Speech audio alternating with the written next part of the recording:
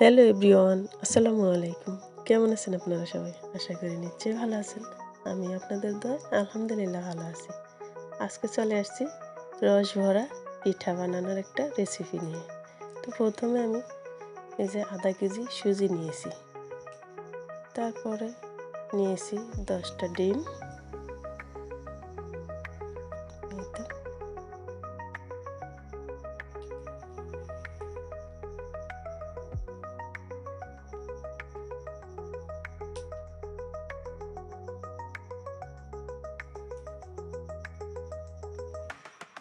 তো এবার সুজিটা ভালো করে ধুয়ে নিব, যতক্ষণ পর্যন্ত না স্বচ্ছ পানি বের হয়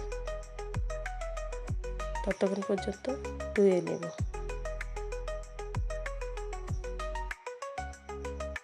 তো এভাবে করে ধোয়া হয়ে গেলে তারপরে 2 কাপ পরিমাণ পানি দিয়ে দিব।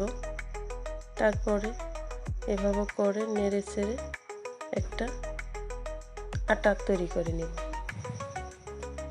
সফট একটা ডো বানিয়ে নেব এরকম করে।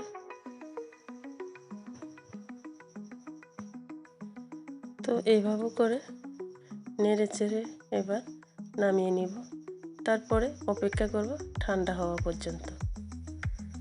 তো ঠান্ডা হয়ে গেলে তারপরে যে 10টা ডিম ভেঙে নিয়েছি ওগুলো আমি এই ডোর ভিতরে দিয়ে দেব।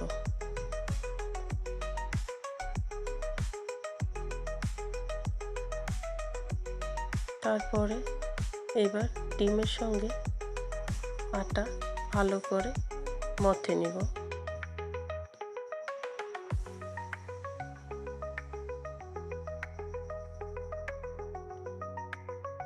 তো আমি আটা যখন সিদ্ধ করতেছিলাম তখন একটু লবণ দিয়েছি মিষ্টির ব্যালেন্স ঠিক রাখার জন্য। আসলে এটা অফ ক্যামেরায় হয়ে গেছে, আপনারা একটু লবণ দিয়ে নেবেন বুঝে, যেতটুকু লাগে ওটুকু পরিমাণে লবণটা দিয়ে দিবেন। তারপরে এভাবে করে একটা ডো বানিয়ে নিয়েছি। এবার রেস্টে দিয়ে দিব। এখানে আমি চিনি নিয়েছি আধা কেজি পরিমাণ। এবারে 2 কাপ পানি দিয়ে দিব শিরা বানানোর জন্য। তো শিরার ভিতরে দিয়ে দিলাম দারুচিনি, এলাচি আর একটা তেজপাতা। তারপরে এবার নেড়ে চেড়ে একটা শিরা বানিয়ে নিব। ধরুন শিরাটা এক তারের মতো যেন হয় এরকম। তারপরে এখানে আমি এই যে পিঠাগুলো ভেজে নিয়েছি, উল্টে পাল্টে এরকম করে লাল লাল করে ভেজে নেব। তো আমার ভাজা হয়ে গেছে, এবার তুলে নেব। তারপরে ওই শিরায় এই যে ডুবিয়ে নেব। তো এই তো 10 মিনিট শিরা রেখে তারপরে উঠিয়ে নেব। শিরাটা যখন স্যুপ করবে তারপরে উঠিয়ে নেব। এই তো সবগুলো পিঠা আমি এভাবে করে উঠিয়ে নেব।